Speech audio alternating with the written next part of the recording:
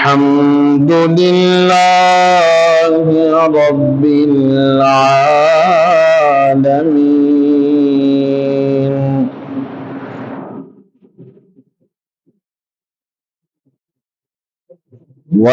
والعاقبة للمتقين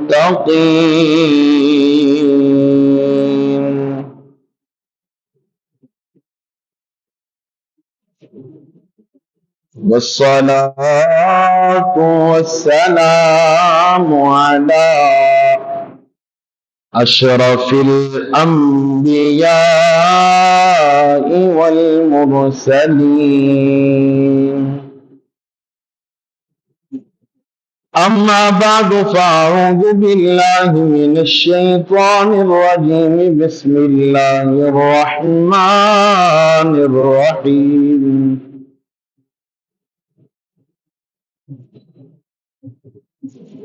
جعل الله الكعبة بيت الحرام صدق الله العظيم وبلغنا رسوله النبي الكريم الأمين إن الله وملائكته يصلون على النبي يا أيها الذين آمنوا صلوا عليه وسلموا تسليما بآواز بلند پڑھیے الصلاة والسلام عليك يا رسول الله الصلاة والسلام عليك يا حبيب الله حضرت چلے معراج کو بلغ العلا بکمالہ اندھیرا تھا اجلا ہوا کشف الدجا بجمالہ خلق عظیم کا وہ پیکر بنا حسنت جمیع خصالہ اور خود خدا نے یہ کہا سب کہیے صلو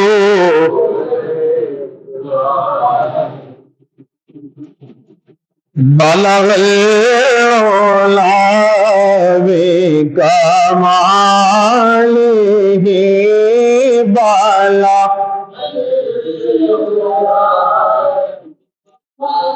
ماشاءاللہ جب آپ آئی گئے تو باواز بلند مل کے پڑھیے بالا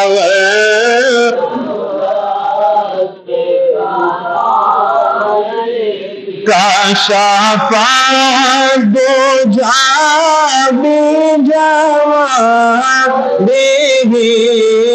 حسنت جمیع خصالہ صلو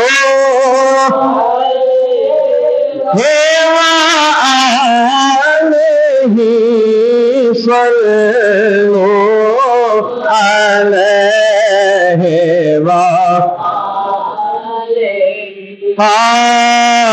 میں تھا کیا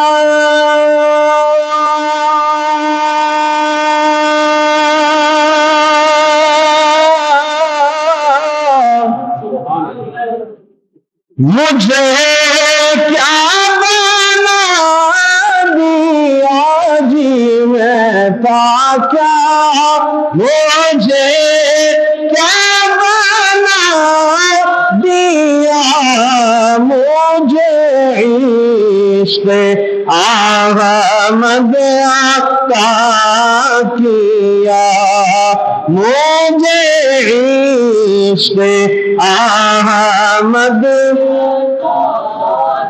یا وہ بھلا حضور لیتا ہو بھلا حضور کی آل کا مجھے جینا دیا صلو علیہ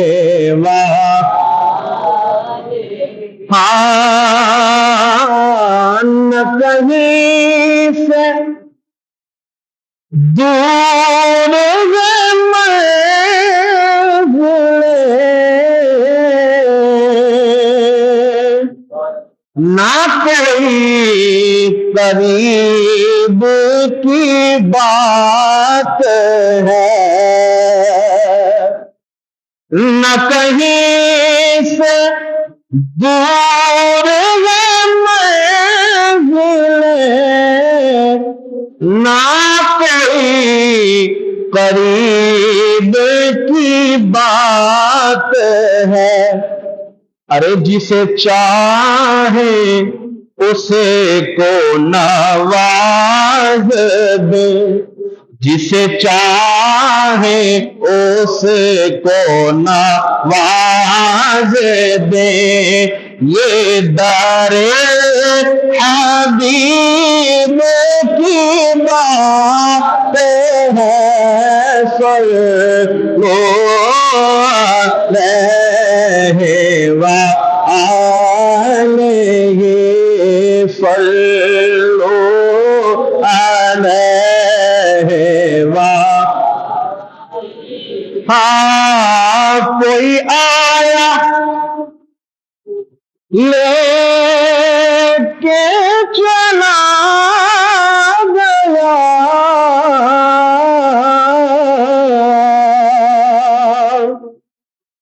اور کوئی عمر بھر بھی نہ پا سکا، کوئی آیا اور لے کے چلا گیا، کوئی عمر بھر بھی نہ پا سکا، میرے مولا تجھ سے گیلا نہیں، میرے مولا تجھ سے گیلا نہیں، یہ تو اپنا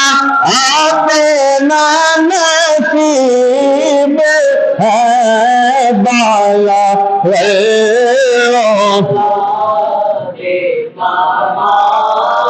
کام برا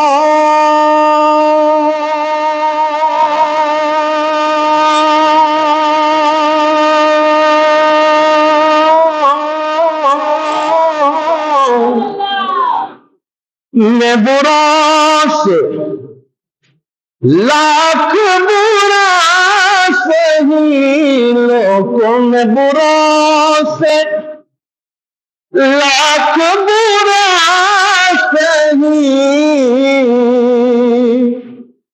میں برا سے لاکھ برا سہی،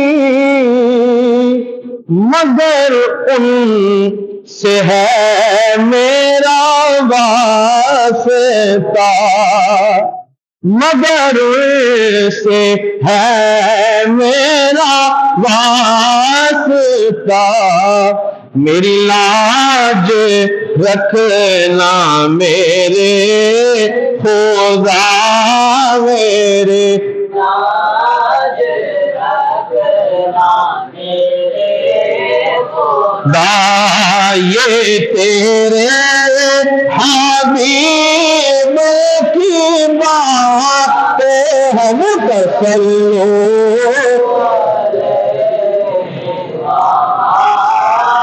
اور جسے چاہا دے یا جی سے چاہا دے،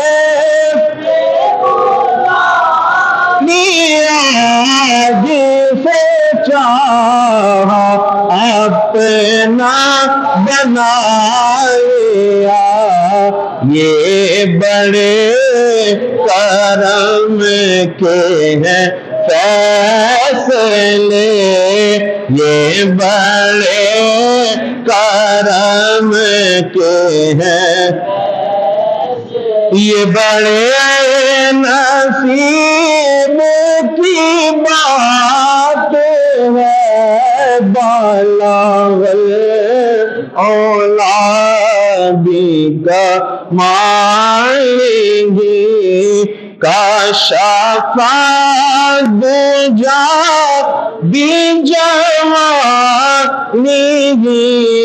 حسنا جمیع خصاله صلوا علیہ صلوا علیہ وآلہ۔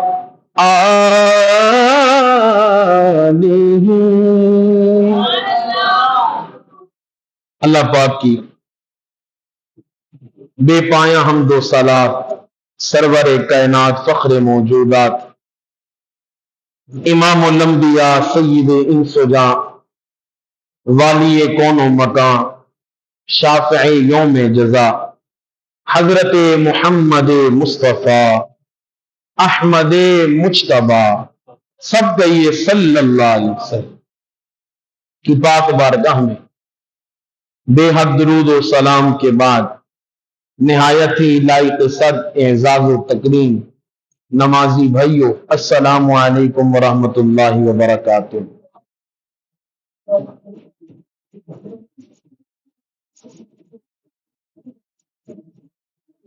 ماہ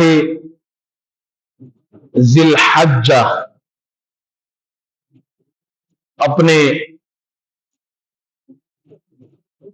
اپنی پروقار برکتوں کے ساتھ اور اپنی بھرپور رحمتوں برکتوں کے ساتھ ان قریب ہم میں جلوہ گر ہونے والا ہے۔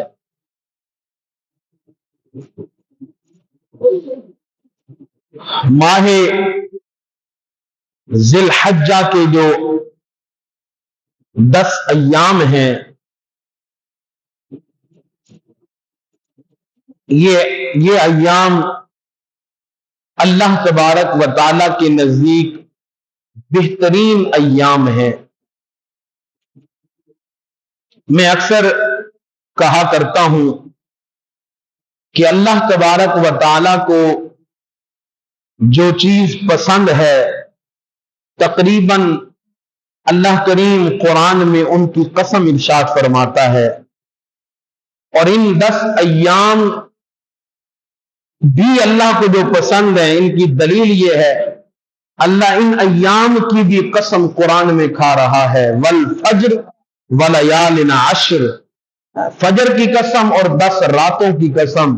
یہ جو 10 راتیں ہیں یہ ماہ ذی الحجہ کا جو پہلا عشرہ ہے یہ مراد ہے۔ اس سے آپ اندازہ لگائیں کہ وہ ایام کتنی برکتوں والے ہوں گے کہ جن کی قسم رب قرآن میں کھا رہا ہے۔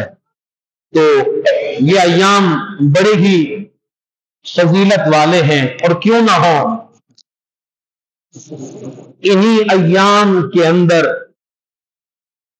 اللہ تبارک و تعالی کے برگزیدہ نبی بلکہ برگزیدہ انبیاء حضرت ابراہیم علیہ السلام اور حضرت اسماعیل علیہ السلام نے اپنی قربانی پیش کی، اور یہی وہ ایام ہیں کہ جن ایام کے اندر مسلمانوں کی سب سے بڑی عبادت جو کہ حج کی صورت میں ادا کی جاتی ہے وہ انہی ایام میں ادا کی جاتی ہے۔ یاد رکھیں حج بیت اللہ یہ بہت بڑا ثواب ہے، بہت بڑا۔ حج بیت اللہ بہت بڑا ثواب ہے۔ اللہ نے جنہیں یہ توفیق دی ہے آگے چل کے آپ ذرا اس کی فضیلت سنیں گے انشاءاللہ کہ بیت اللہ کا حج کتنا بڑا ثواب کا عامل ہے. جنہیں یہ خوش نصیبی حاصل ہوئی ہے ان کے دوبارے نیارے وہ بھی پریشان نہ ہو کہ جنہوں نے چھوٹا حج کیا ہے یعنی عمرہ، سعادتیں ان کے لیے بھی ہیں. اور دعا کرتے ہیں اللہ کریم جنہوں نے عمرہ نہیں کیا اللہ انہیں عمرے کی سعادت عطا فرمائے. جنہوں نے عمرہ کر لیا ہے اب حج کے طلبگار ہیں کریم مولا انہیں حج کی سعادت عطا فرمائے. اللہ کریم ہم تمام کو زیارت حرمین شریفین عطا فرمائے. بات یہ ہے نا، ابھی وہ بچہ شیان نعت پڑھ رہا تھا نا کہ یہاں مرضی نہیں چلتی کسی کی، مدینے والا ہی بلوا رہا ہے. بات یہ ہے کہ تیاریوں سے یا جو ہے نا وہ صرف کہنے سے بات نہیں بنتی، یہ طرف یہاں ہونی چاہیے. طرف ہوگی انشاءاللہ، مال ہو نہ ہو، پیسے ہو نہ ہو، حیثیت ہو نہ ہو، اوقات ہو نہ ہو، اعمال ہو نہ ہو، بس طرف ہونی چاہیے اور مدینے والے کی محبت ہونی چاہیے. اللہ ضرور کرم فرماتا ہے، سرکار کے روزے کا دیدار عطا فرماتا ہے.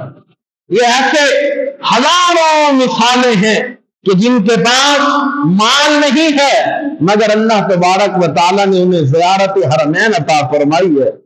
تو صرف طرف ہونی چاہیے، سچے لگن ہونی چاہیے، اور پھر سچی لگن کے ساتھ ساتھ آپ کی کچھ تیاری بھی ہونی چاہیے، آپ کا کچھ ارادہ بھی ہونا چاہیے. اب میں آپ کو پوچھوں کہ جی مدینے جانا ہے، ہاں جی جانا ہے، دل کر رہا ہے، ہاں جی کر رہا ہے، تیاری کیسی ہے؟ اب ہماری تیاری کوئی نہیں ہے، ہم صرف ذہن میں سوچ کے بیٹھے. جب نعت سن لے تو مدینے کی طرف جاگ جاتی ہے، مدینے کی یاد آ جاتی ہے، آنکھوں سے آنسو بہ جاتے ہیں. طرف ضرور ہے طرف ہونی چاہیے، یہ فائدہ مند ہے، لیکن طرف کے ساتھ ساتھ آپ کی تیاری بھی ہونی چاہیے. آپ تیار رہیں، ہر مہینے جو آپ کے پاس حیثیت ہے آپ کچھ نہ کچھ حج کے لیے کچھ نہ کچھ عمرے کی نیت سے رکھتے رہیں. 500 ہی رکھیں، 200 ہی رکھیں. آپ کا کام ہے سبب بنانا، وہاں بلانا کام ہے رب کا اور اس کے محبوب کا. آپ اپنا کام کریں پھر دیکھیں رب کس طرح اپنا کام کرتا ہے، ذرا کر کے دیکھیے. انشاءاللہ اللہ کریم یقیناً یہ سال نہ صحیح اگلا سال صحیح ہم بھی کہیں گے کہ ہم سرکار کے مدینے جا رہے ہیں، ہم بھی جو ہے نا وہ حج کرنے جا رہے ہیں، بلکہ حج اکبر کرنے جا رہے ہیں. انشاءاللہ یہ وقت دور نہیں ہے، یہ کرم ہم پہ ضرور ہوگا. ہاں انشاءاللہ. یاد رکھیں آج کا جو میرا موضوع ہے وہ شہر مکہ اور شہر مدینہ کے فضائل و مناقب. یہ ایام حج کے ایام ابھی ابتدا ہے، لوگ جو ہے وہ کافی تعداد میں پہنچ چکے ہیں. ماشاءاللہ وہ جو پہلے پہنچ چکے ہیں عمرہ کر رہے ہیں، کچھ عمرہ کر چکے ہیں اور کچھ تیاریوں میں، کسی نے آج نکلنا ہے، کسی نے کل نکلنا ہے، بس تیاریوں میں. کہاں جا رہے ہیں؟ حرمین شریفین. کہاں جا رہے ہیں؟ سب سے پہلے میں مکے کی فضائل آپ کے سامنے ذکر کرتا ہوں، ذرا توجہ کے ساتھ. بالکل آپ نے گفتگو سننی ہے، بالکل سادہ سی گفتگو. مقصود اپنے دل کے اندر حرمین شریفین کی محبت جگانا ہے. مکہ المکرمہ یہ وہ زمین ہے کہ جسے اللہ تبارک و تعالی نے بیت اللہ جیسی عظیم نعمت سے نوازا ہے.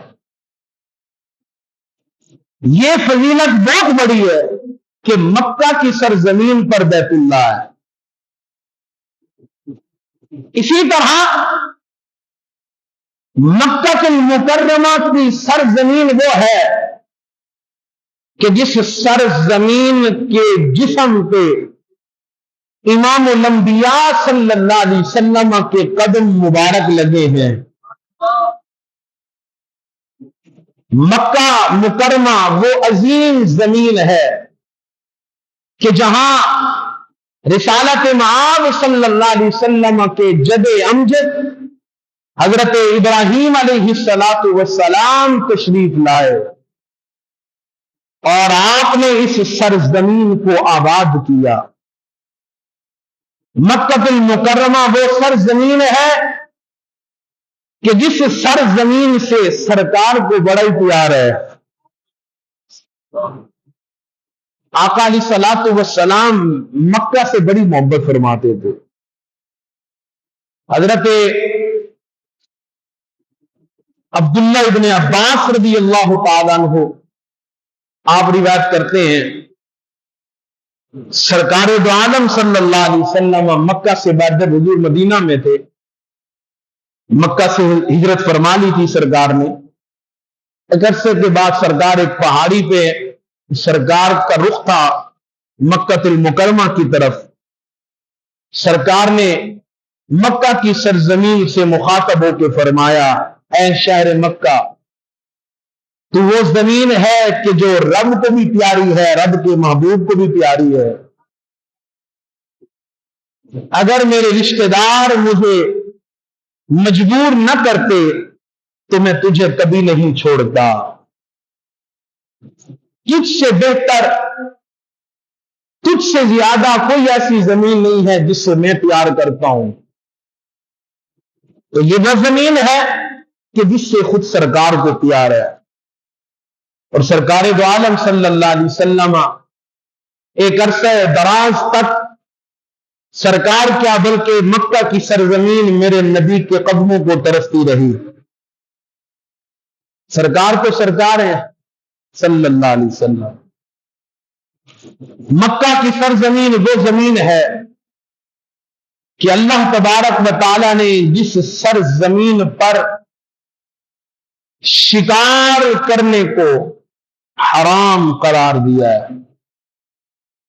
حدود جو حدود ہیں بیت اللہ کی، حرم کی جو حدود ہیں، آپ اندازہ لگائیں سرکار دو عالم صلی اللہ علیہ وسلم نے صحابہ کو شکار کرنے سے منع کر دیا، ہر چیز سے، کسی چیز کو تکلیف نہیں دینی، یہاں تک کہ درختوں کو بھی کاٹنا۔ اس لیے حدود حرم کے اندر اگر کوئی درخت ہے تو اسے بھی کاٹنا حرام ہے۔ ایک صحابی رسول غالباً حضرت عباس نے حضور کی بارگاہ میں عرض کی، یا رسول اللہ صلی اللہ علیہ وسلم، اگر آپ کی اجازت ہو، انخر یہ گھاس کا نام ہے، یا رسول اللہ ہم اسے کاٹ لیا کریں کیونکہ یہ لوہاروں کے کام آتی ہے اور یہ جو ہے نا لوگوں کے گھروں کی چھتوں کے کام آتی ہے، یہ بہت سے کام آتی ہے، اس سے لوگ فائدہ حاصل کرتے ہیں۔ تو سرکار دو عالم صلی اللہ علیہ وسلم نے ارشاد فرمایا، ٹھیک ہے تم یہ گھاس کاٹ سکتے ہو، باقی اس کے علاوہ نہ کوئی درخت کاٹ سکتے ہو، نہ کوئی شکار کر سکتے ہو، نہ کسی کو مار سکتے ہو، نہ کسی کو تکلیف دے سکتے ہو۔ یہ وہ سرزمین ہے کہ جہاں شکار کرنا بھی حرام قرار دیا گیا۔ آپ ایک رخ تو یہ بھی ہے کہ سرکار نے فرمایا ٹھیک ہے یہ اجازت ہے، صرف فلاں گھاس کاٹ لیا کرو، سرکار نے اجازت دی۔ دوسرا رخ جو میں آپ کو یہاں بتانا چاہتا ہوں وہ یہ ہے کہ اللہ تبارک و تعالیٰ نے اپنے سونے نبی کو یہ اختیار عطا فرمایا ہے کہ جسے چاہے حرام کر دے، جسے چاہے حلال کر دے۔ شریعت سرکار کے عمل کا نام ہے، یہ سمجھنا چاہیے۔ یہ نادان لوگ ہیں، جو بے وقوف لوگ ہیں، جو ہمیں شریعت سمجھانا چاہتے ہیں۔ شریعت تو سرکار کے اعمال کا نام ہے، یہاں زبان سے سرکار کے نکلا اور رب نے شریعت بنا دیا۔ سرکار نے کوئی عمل کیا، رب نے شریعت بنا دیا۔ اب سرکار نے کہا فلاں فلاں فلاں سب حرام ہے، یا رسول اللہ یہ گھاس اس کی اجازت دے دیں۔ اب یہ نہیں کہ نہیں میں پہلے رب سے پوچھوں گا، میرے پاس وحی آئے گی تو میں وحی کے بعد تمہیں اجازت دوں گا، نہیں، ارشاد فوراً فرمایا اجازت ہے۔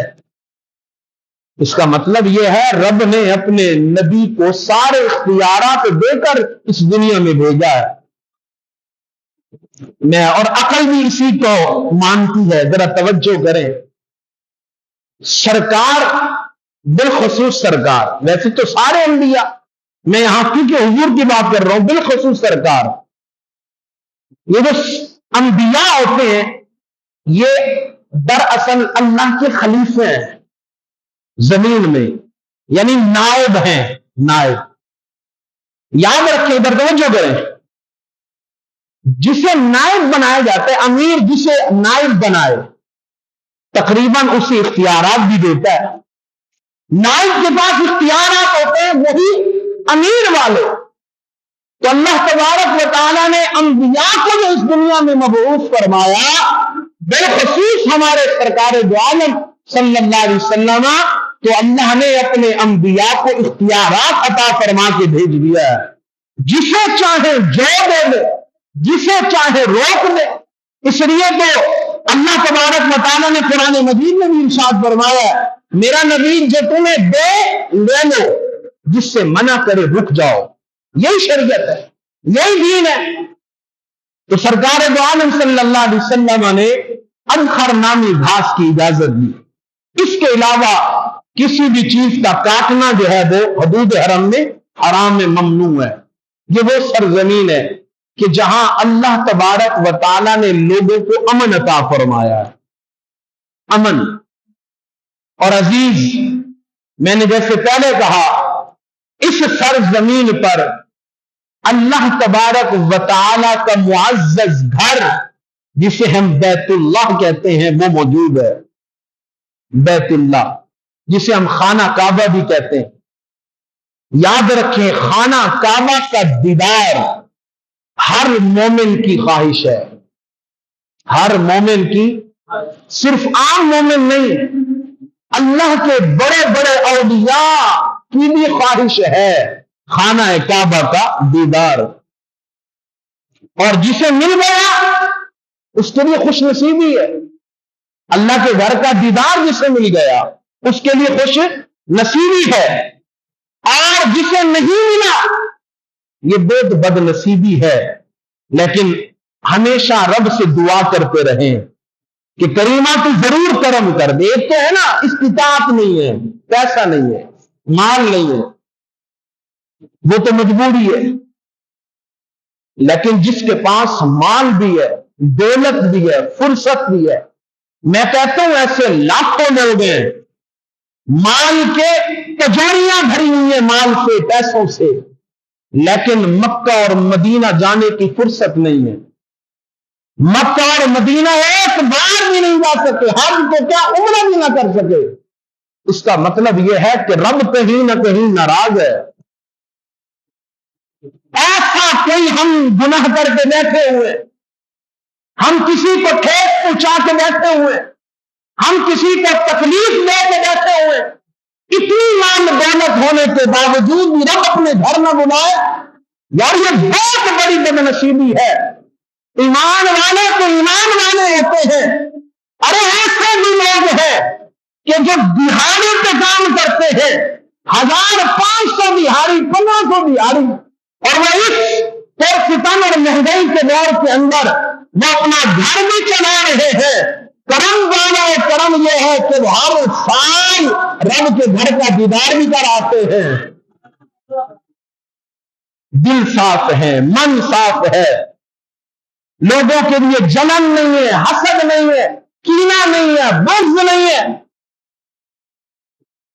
یہ جن کے دل صاف ہوتے ہیں، خدا کی قسم رب کے کرم میں ہی رہتے ہیں. رب کے کرم. یہ جو تکلیف ہے نا، ہائے یہ کیوں چڑھ گیا اوپر، یہ کیوں ترقی کر رہا ہے، یہ مجھ سے آگے کیسے بڑھ گیا، میں تو پہلے تھا، یہ بعد میں آیا، یہ کہاں پہنچ گیا، میں تو اس سے بڑا ہوں، یہ مجھ سے چھوٹا ہے، یہ کہاں پہنچ گیا. یہ جو تکلیف ہے نا، یہ انسان کو مار دیتی ہے. اوپر چڑھنے والے کا جو ترقی کرتا جا رہا ہے اس کا کچھ نہیں ہوتا، اس کا کچھ ہے بھی کیا. وہ ایک بات میں آپ کے گوش گزار کروں، ایک دفعہ کا واقعہ ہے سمجھانے کے لیے. جگنو جگنو جانتے ہیں نا؟ مختصر چھوٹا سا پرندہ ہے، کیڑا ہے، لیکن رات میں اس کی روشنی ہوتی ہے، چمک رہا ہوتا ہے. جگنو اڑ رہا تھا، جگنو کو دیکھا سانپ نے، سانپ جگنو کے پیچھے لگ گیا. جگنو بھاگتا رہا، سانپ پیچھا کرتا رہا. ایک وقت جگنو تھک گیا، رک گیا. اس نے سانپ سے کہا کیا مسئلہ ہے؟ اس نے کہا میں تجھے ڈسنا چاہتا ہوں. اس نے کہا میرے کچھ سوالات ہیں، ان کے جواب دے دو، میں جو ہے وہ پھر جو تمہاری مرضی ہے. سانپ نے کہا اچھا بتاؤ. جگنو نے کہا یہ بتاؤ میں کوئی تمہاری غذا ہوں جو مجھے کھانا چاہتے ہو؟ اس نے بولا نہیں. اگر تمہاری غذا آتے تو سمجھ آتی تم میرا پیچھا کر رہے ہو، مجھے کھانا چاہتے ہو. غذا ہو؟ کہا نہیں. میں نے تمہارا کچھ بگاڑا ہے؟ کہا نہیں. میں نے تمہارا کوئی نقصان کیا ہے؟ نہیں. کوئی تکلیف دی ہے؟ نہیں. اچھا پھر بتاؤ مجھے کھانا کیوں چاہتے ہو؟ مجھے تکلیف کیوں دینا چاہتے ہو؟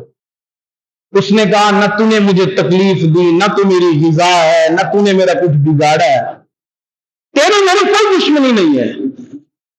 کہا میں نے جب تمہارا کچھ بگاڑا بھی نہیں، کچھ کیا بھی نہیں، کوئی نقصان نہیں کیا، دشمنی نہیں، غذا نہیں، پھر بھی پیچھے لگے کیوں؟ اس نے کہا بات یہ ہے یہ جو تمہارا چمکنا ہے نا یہ مجھ سے برداشت نہیں ہو رہا. یہ تمہارا چمکنا مجھ سے، کیسے ہزاروں لوگ بنا وجہ پیچھے پڑے ہوئے لوگوں کے، نہ کوئی واسطہ ہے، نہ کوئی دشمنی ہے، نہ کوئی جو ہے نا ان کی جیب سے پیسہ جا رہا ہے، نہ انہیں تکلیف دی جا رہی ہے. بس بات کیا ہے کہ تمہارا چمکنا مجھ سے. فلاں صاحب نے گھر بنا لیا، کیوں بنایا؟ فلاں صاحب نے بائک لے لی، کیوں لے لی؟ فلاں صاحب نے گاڑی لے لی، کیوں لے لی؟ کیوں لے لی؟ رب دے رہا ہے، بندہ لے رہا ہے. یہ رب اور بندے کا معاملہ ہے. اسے کہتے ہیں حسد، بغض، کینہ. یہ انسان کو تباہ کرتا ہے. یہ جو لاکھوں تجاریوں میں رکھ کے بیٹھے ہیں نا، لیکن پھر بھی نصیب نہیں ہو رہا مکہ اور مدینہ جانا، زیارت حرمین شریفین نہیں نصیب ہو رہے، یہ حسد کی مار ہے، یہ بغض کی سزا ہے، یہ گناہوں کی سزا ہے کہ جو رب اپنے ہاں بلا نہیں رہا. وگرنہ رب تو اتنا کریم ہے، اتنا کریم ہے. یہاں آپ دعا کریں، مال ہو نہ ہو، طرف آپ کی یاد جائے، دعا کر دے، ادب کے ساتھ بیٹھ کر سرکار کی بارگاہ میں روزانہ درود کا ہدیہ پڑھے. میں گارنٹی کے ساتھ کہتا ہوں انشاءاللہ وقت آئے گا جب آپ خود ہی کہیں گے میں مدینے چلا، میں مدینے چلا، پھر کرم ہو گیا، میں مدینے چلا. یہ کرم کی باتیں. مگر کیا ہے یہ جو من کا کوٹھا ہے نا اسے صاف ستھرا کر لیں. بہرحال جنہوں نے جو زیارت کرتے ہیں بڑی خوش نصیبی کی بات ہے. حضرت وہب بن منبع رضی اللہ تعالیٰ عنہ رسالت امام صلی اللہ علیہ وسلم کے عظیم صحابی، روایت سنیے دل کو بڑا لطف ملے گا. حضرت وہب بن منبع کہتے ہیں کہ میں آقا علیہ الصلوۃ والسلام کے پاس تھا. سرکار کا ایک عظیم فرمان، آقا علیہ الصلوۃ والسلام نے فرمایا اے صحابہ، محشر کا جب دن ہوگا نا، محشر کا یعنی جب قیامت برپا ہوگی، اللہ تبارک و تعالی فرشتوں کی ایک جماعت کو بھیجے گا سونے اور جواہرات سے لد پد زنجیروں کے ساتھ. فرشتے زنجیریں لائیں گے، خانہ کعبہ کو باندھیں گے اور خانہ کعبہ سے کہا جائے گا چلو اللہ کی بارگاہ میں، محشر میں چلنا ہے. خانہ کعبہ کہے گا میں نہیں چلتا. میں فرشتہ پوچھے گا اے بیت اللہ تو کیوں نہیں چلتا؟ کہا میری یہ خواہش ہے۔ پوچھا جائے گا کیا خواہش ہے؟ خانہ کعبہ اللہ کی بارگاہ میں عرض کرے گا اے میرے رب، جتنے لوگ میرے ارد گرد مدفون ہیں، جو لوگ میرے ارد گرد دفن ہیں، تو ان کے حق میں میری شفاعت کو قبول فرما۔ آسمان کی بلندیوں سے آواز آئے گی اے بیت اللہ، ہم نے تمہاری سفارش قبول کی، جتنے بھی تمہارے ارد گرد ہیں ہم نے سب کے حق میں تمہاری شفاعت قبول کی اور ہم انہیں جنت عطا فرمائیں گے۔ سرکار دو عالم صلی اللہ علیہ وسلم ارشاد فرماتے ہیں اللہ کے حکم سے خانہ کعبہ کے ارد گرد جتنے بھی لوگ مدفون ہوں گے اللہ کے حکم سے احرام کی حالت میں اٹھائے جائیں گے، چہرے ان کے چمک رہے ہوں گے، اللہ پاک انہیں بغیر حساب و کتاب کے جنت عطا فرمائے گا۔ یہ وہ لوگ ہیں کہ جو حج کرنے گئے یا عمرہ کرنے گئے اور عمرے کے دوران یا حج کے دوران یا وہاں موجود ایام میں قسمت جاگی اور انہیں وہی موت آ گئی، خانہ کعبہ میں حرم مکہ کے اندر موت آ گئی اور وہ اللہ پاک نے انہیں جنت معنی کے اندر جو ہے وہ قبر نصیب فرمائی، تو قیامت کے دن وہ احرام کی حالت میں اٹھیں گے، چہرے چمک رہے ہوں گے، ان کے حق میں خانہ کعبہ شفاعت کرے گا۔ فرشتے پھر کہیں گے اے خانہ کعبہ اب تمہارا سوال پورا ہوا، اب چلو۔ خانہ کعبہ کہے گا نہیں اب بھی نہیں چلتا، اب بھی نہیں چلتا۔ اللہ فرشتوں سے فرمایا گیا ہے فرشتوں پوچھو بیت اللہ سے یہ کیا چاہتا ہے، اب کیا چاہتا ہے؟ خانہ کعبہ اللہ کی بارگاہ میں عرض کرے گا میرے رب، پورے عالم سے پوری دنیا سے جہاں جہاں سے لوگ میری زیارت کرنے آئے، جنہوں نے میری زیارت کی، میرا طواف کیا اور وہ یہاں سے واپس پلٹ گئے، جتنے بھی میری زیارت کرنے والے ہیں رب ان کے حق میں بھی میری شفاعت قبول فرمایا۔ فرشتہ کہے گا اے خانہ کعبہ اے بیت اللہ، کئی ایسے ہیں کہ جو تیرا دیدار کرنے آئے انہوں نے اپنے گناہ چھوڑ دیے، انہوں نے توبہ کر لی، انہوں نے اپنے گناہوں کی معافی مانگ لی اور یہاں سے پلٹنے کے بعد انہوں نے پھر گناہ نہیں کیے، ہمیشہ نیکی کے راستے پر ہے، ان کے حق میں تو تمہاری شفاعت قبول ہے سمجھ آتی ہے، مگر کئی ایسے کہ یہاں آئے دیدار تو کیا مگر واپس پلٹے، پھر گناہوں کا ارتکاب، پھر گناہوں میں پڑ گئے، پھر ان سے گناہ ہوتے رہے۔ خانہ کعبہ اللہ کی بارگاہ میں عرض کرے گا مولا میرے بے زیارت کرنے والے کہ جن پر تو نے جہنم کو واجب کر دیا ہے ان کے حق میں بھی میری شفاعت کو قبول فرما۔ اللہ تبارک و تعالی خانہ کعبہ کی شفاعت کو وہ تمام خوش نصیب کے جنہوں نے حرم پاک کی بیت اللہ کی زیارت کی ہے، اللہ کریم خانہ کعبہ کی شفاعت کو ان کے حق میں قبول فرمائے گا اور بغیر حساب و کتاب کے انہیں جنت عطا فرمائے گا۔ یہ کتنی بڑی خوش نصیبی ہے کہ جس نے خانہ کعبہ کا دیدار کیا، قیامت کے دن یہ خانہ کعبہ ان کے حق میں شفاعت کرے گا۔ تو اس لیے کوشش کرتے رہیں، دعا کرتے رہیں، انشاءاللہ ضرور کرم ہوگا۔ اور عزیزم یہ وہ سرزمین ہے کہ اللہ تبارک و تعالیٰ نے جس سرزمین کو حجر اسود جیسا عظیم حجر یعنی پتھر عطا فرمائے. حجر اسود یہ جنتی پتھر ہے، اور مقام ابراہیم، یہ جو مقام ابراہیم کی جگہ ہے، یہ ٹکڑا بھی جنتی ہے. بات سمجھ آ رہی ہے؟ حجر اسود ہو یا مقام ابراہیم ہو، یہ جنتی جگہ، یہ جنتی پتھر ہے. اور روایتوں میں آتا ہے، صوفیاء لکھتے ہیں اور مورخین بھی لکھتے ہیں کہ جب حجر اسود کو اس زمین پہ لایا گیا، اس کی روشنی اتنی تھی کہ اس سے مشرق و مغرب چمک اٹھے. پھر اللہ تبارک و تعالی نے اس کی روشنی کو پردوں کے اندر چھپا دیا.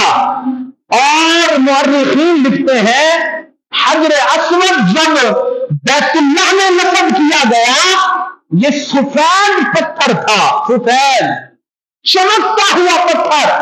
لیکن لوگ جو گنہگار ہیں، ان کے گناہوں کا جو کالک ہے، وہ حجر اسود کے استعلام کی وجہ سے حجر اسود اس کالک کو اپنے پاس لیتا رہا، اور حجر اسود ان کے گناہوں کو معاف کرواتا رہا. حجر اسود جیسا عظیم پتھر، جنتی پتھر اللہ تبارک و تعالیٰ نے خانہ کعبہ کے اندر رکھا. اور یہ وہ سرزمین ہے کہ جسے اللہ تبارک و تعالیٰ نے آب زمزم عطا فرمایا. آب زمزم تو کئی نسبتیں حاصل ہیں، کئی نسبتیں. اور آب زمزم یہ عظیم پانی ہے. سرکار دو عالم صلی اللہ علیہ وسلم کی حدیث ہے، سرکار فرماتے ہیں آب زمزم کو جس نیت سے پیو گے اللہ کریم ویسا ہی تم پہ کرم کرے گا. جس نے شفا کی نیت سے آب زمزم کیا، اللہ اسے شفا عطا فرماتا ہے. جس نے بھی اپنے گناہوں کی بخشش کی نیت سے آب زمزم کیا، اللہ تبارک و تعالیٰ اس کے گناہوں کو معاف فرماتا ہے. اور جس نے رزق کی وسعت کے لیے آب زمزم کیا، اللہ کریم اس کو بے بہا رزق عطا فرماتا ہے. مقصد یہ ہے جس بھی نیت سے آپ آب زمزم پیتے ہیں، اللہ کریم آپ کی نیت کو قبول فرماتا ہے. پھر یہ وہ سرزمین ہے کہ جسے اللہ تبارک و تعالیٰ نے صفا مروا جیسی عظیم پہاڑیاں عطا فرمائی. یہ صفا مروا کیا ہے؟ ان الصفا والمروہ من شعائر اللہ، یہ اللہ کی نشانیاں ہیں. یہ اللہ کی نشانیاں کیوں بنی؟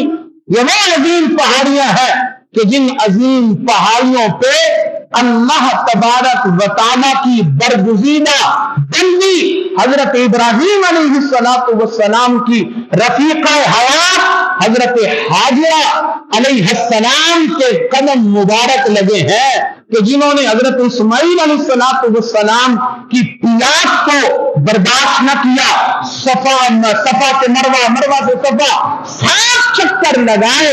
اللہ تبارک و تعالیٰ کو اپنی بندی کی یہ ادا ایسی پسند آئی، جو عمرہ کرنے جائے، جو حج کرنے جائے، سب پر اس بات کو لازم قرار دے دیا کہ تم نے طواف خانہ کعبہ کے ساتھ ساتھ صفا مروہ کی صحیح بھی کرنی ہے. مکہ المکرمہ میرے بھائی عظیم زمین ہے. اب یہ فضیلتیں آپ نے سن لی، اس کے علاوہ بے شمار فضائل ہیں، لیکن بات مختصر کر رہا ہوں. ہم اللہ ہمیں توفیق دے، ہم بیت اللہ پہنچ گئے.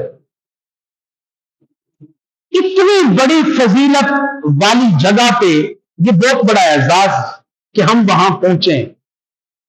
اب وہاں پر بھی ہم جو ہے وہ بے ادبی کریں، ہم وہاں پر بھی گناہ نہ چھوڑیں، ہم وہاں پر بھی جیسے پاکستان کو چلے تھے حرکتیں وہی وہاں پر کریں، تو مجھے بتائیں اتنے بڑے اعزاز کا پھر کیا فائدہ ہے؟ کوئی فائدہ؟ آج کا نوجوان، میں بھی، ہم سب اسی سلسلے کے اندر شامل ہیں، لاکھوں روپے لوگ بھرتے ہیں. کہاں جا رہے ہیں حاجی صاحب؟ بھائی عمرہ کرنے جا رہا ہوں. لوگ، میں چلے آج کی بات بھی نہیں کرتا، آج بھی ایسے درد دل والے لوگ ہیں کہ جو خانہ کعبہ کے سامنے کھڑے نہیں ہو سکتے، جو گناہوں کی شرمندگی کی وجہ سے آنکھیں نہیں اٹھا سکتے، کہ کس طرح میں رب کی تجلیوں کا سامنا کروں. خدا کی قسم، جب آپ کعبۃ اللہ پہ پہلی نظر ڈالتے ہیں، ایک عجیب جلال ہے کعبۃ اللہ کے اندر، ایک عجیب رعب ہے کعبۃ اللہ کے اندر. اگر درد دل موجود ہو، آپ کی جب پہلی نظر پڑتی ہے، گناہوں کی شرمندگی کی وجہ سے انسان کے آنسو چھن چھن برستے ہیں. ایسے بھی لوگ ہیں بے ہوش تک ہو جاتے ہیں. اور یہ وہ نظر ہے کہ جس کے بارے میں میرے پیارے آقا صلی اللہ علیہ وسلم نے ارشاد فرمایا، کعبے کی پہلی نظر جب پڑے اس وقت جو بھی دعا مانگو رب قبول کرتا ہے. اب یہاں سے پاکستان سے دنیا بھر کسی ستان سے لوگ جاتے ہیں، ابھی بیت اللہ کے پاس ہی پہنچیں گے، موبائل نکال لیا، سب سے پہلے سیلفی بنائی، واٹس ایپ پہ اسٹیٹس لگایا، فیس بک پہ اسٹیٹس سٹوری لگا دی، تاکہ لوگ دیکھیں بھی میں عمرہ کرنے گیا. وہ ادب کہاں گیا؟ وہ خوف خدا کہاں گیا؟ مورخین لکھتے ہیں کہ حج کے ایام تھے، لوگ خانہ کعبہ کا طواف کر رہے ہیں. بات پہ ذرا توجہ کیجیے گا. حج کے ایام رب کا کرم برس رہا ہے اور خوش نصیب خانہ کعبہ کا طواف کر رہے ہیں. مورخین لکھتے ہیں کہ لوگ اچانک رکے، ایک عجیب رونے کی آواز گونج رہی تھی، اے اللہ مجھے معاف کر دے، اے اللہ میرے گناہوں کو معاف کر دے. اتنا رونا، اتنا رونا. اس رونے کو جس نے سنا وہ بھی رونے لگ گیا. لوگوں نے طواف روکا، ایک شخص کو دیکھا، اس نے اپنے چہرے پہ خانہ کعبہ کے غلاف کو لپیٹا ہوا ہے اور زارو قطار رو رو کے رب سے اپنے گناہوں کی معافیاں مانگ رہا. اب لوگ سکتے میں آ گئے، اے اللہ یہ ایسا کون سا گناہ کا اتنا رونا، اتنا ایسا کون سا گناہ کرایا، مولا تو کرم کر دے اس پہ. جب رونا زیادہ ہوا تو لوگ تسلی کے لیے آگے بڑھے، پیچھے ہٹانا چاہا پر وہ ہٹنے کو تیار نہیں. خانہ کعبہ کا غلاف چہرے سے ہٹایا تو میرے بھائی دل تھامیے، اتنی زارو قطار سے رونا والا، خانہ کعبہ کے غلاف کو اپنے چہرے پہ ڈال کے رب سے اپنے گناہوں کی معافیاں مانگنے والا، یہ حسنی حسینی سید نبی کا نواسا حضرت سیدنا شیخ عبد القادر جیلانی غوث سندہانی قطب ربانی شہباز نام مکانی رضی اللہ تعالی عنہ تھے کہ جو اپنے گناہوں کی معافیاں مانگ رہے تھے. یہ ولیوں کے سردار ہیں، یہ ولیوں کے شہنشاہ ہے، مگر خانہ کعبہ کا عدد اتنا ہے، خوف خدا اتنا ہے کہ اپنے آپ کو چھپائے ہوئے اور رب سے گناہوں کی طلب اور گناہوں کی معافی کے طلبگار ہیں. اور ایک ہمارا حال زار یہ ہے کہ اللہ نے ہم پہ کرم تو کر دیا، ہمیں توفیق دے دی، ہم خانہ کعبہ کو پہنچے زیارت کے لیے، اپنے گناہوں کی معافی مانگنے کے لیے، مگر ہم نے وہاں کیا کیا؟ بے ادبی کی. ہم نے وہاں کیا کیا؟ کعبۃ اللہ کو پیٹ کی. ہم نے وہاں کیا کیا؟ کعبۃ اللہ کا مذاق بنایا. ہم نے وہاں کیا کیا؟ عبادتوں سے منہ پھیرا. میرے بھائی وہاں جا کر اگر ہم نے یہی کام کرنے ہیں تو پھر اس سے بہتر ہے کہ ہم پاکستان ہی بیٹھے رہیں، پھر ہم یہاں بیٹھے رہیں جب ہم نے کرنی بے ادبی ہے. وگرنہ یہ وہ عظیم جگہ ہے، یہ وہ عظیم جگہ ہے جس کا ادب نہایت ہی ضروری ہے، نہایت ہی. یہ وہ عظیم فضیلت دیکھیے نا، پوری دنیا کے اندر مساجد ہیں، پوری دنیا میں، لیکن اعزاز جو مسجد حرام کو حاصل ہے، کیا فرمایا؟ ایک نماز پڑھو گے کتنی نمازوں کا ثواب ہے؟ پتہ ہی نہیں ہے. 1,00,000 نمازوں کا ثواب ہے. 1,00,000 نماز. آپ نے مسجد حرام میں ایک فجر پڑھی، گویا کہ آپ نے 1,00,000 فجر پڑھ لی. یعنی اللہ آپ کو 1,00,000 فجر کا ثواب عطا فرمائے گا. آپ 20 دن کے لیے جاتے ہیں, 20 دن, ایک دن میں 5 نمازیں, کتنی؟ 20 دن میں کتنی نمازیں ہو گئی؟ 100 نمازیں, کتنی؟ اب آپ جو ہے نا وہ ایک نماز کے بدلے 1,00,000 ثواب لے رہے ہیں, دن میں 5 لاکھ, ایسے نا 100 لاکھ کا, سوری 1 لاکھ, دن میں 5 لاکھ, اور 20 دن کے اندر 100 لاکھ, یعنی 1 کروڑ نمازوں کا ثواب اپنے دامن میں لے کے آپ واپس پلٹ رہے ہیں. یہ صرف فرض نمازیں ہیں, سنتیں اپنی جگہ, نوافل اپنی جگہ ہے جی, اشراق اپنی جگہ, چاشت اپنی جگہ, عناوین اپنی جگہ, نماز تہجد اپنی جگہ, دیگر نیکیاں اپنی جگہ. میں صرف فرض نماز کا آپ کو حساب بتا رہا ہوں, کتنی بڑی اعزاز کی بات ہے, اور بندہ وہاں جا کے اسے ضائع کر دے. میرے بھائی اس کی قدر کریں, قدر. یہ ہمیں اللہ نے, یہ ہم پہ کرم کیا ہے. پتہ ہے کیسے کرم ہوا؟ بس یہ آخری بات کر کے گفتگو ختم کرتا ہوں. میں نے تو مدینہ المنورہ کے فضائل بھی بیان کرنے تھے, لیکن وقت قریب پہنچ چکا ہے. ہم پہ یہ کرم کیسے ہوا؟ حضرت سلیمان علیہ السلام تخت نشین ہے, اور آپ کا لشکر جو ہے نا وہ چل رہا ہے زمین پہ, اور آپ اور دیگر جو آپ کا لشکر, پرندوں کا لشکر ہے, آپ ہوا میں, اور یہ لشکر حضرت سلیمان علیہ السلام کا خانہ کعبہ سے جب پار ہوا نا, تو خانہ کعبہ نے اللہ کی بارگاہ میں عرض کی, مولا تیری نبیوں کی جماعت میں ایک عظیم نبی حضرت سلیمان کا گزر مجھ سے ہوا, اور ان کے ایک لشکر کا گزر ہوا, اور وہ میرے پاس نہیں آئے, میرا دیدار نہیں کرنے آئے. تو اللہ تبارک و تعالیٰ نے ارشاد فرمایا, اے خانہ کعبہ, ہے بیت اللہ, پریشان نہ ہو, میں تجھے ایسا مقام عطا کروں گا, دنیا بھر کے لوگ تیرے لیے اس طرح ترسیں گے جیسے ماں اپنے بچھڑے ہوئے بچے کے لیے ترستی ہے. تیرے لیے اس طرح تڑپ کے آنسو بہائیں گے جیسے اونٹ اپنے بچھڑے ہوئے بچے کے لیے آنسو بہاتا ہے. ارشاد فرمایا, تو پریشان نہ ہو, میں تجھے اپنا آخری نبی عطا کروں گا.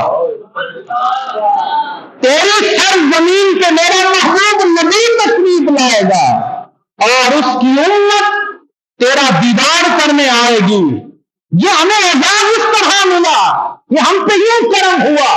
اللہ نے بطور نعمت, اور اللہ تبارک و تعالیٰ نے بطور فخر یہ ہمیں نعمت عطا فرمائی کہ ہم خانہ کعبہ کا دیدار کریں, خانہ کعبہ کا طواف کریں, خانہ کعبہ کی زیارت کریں.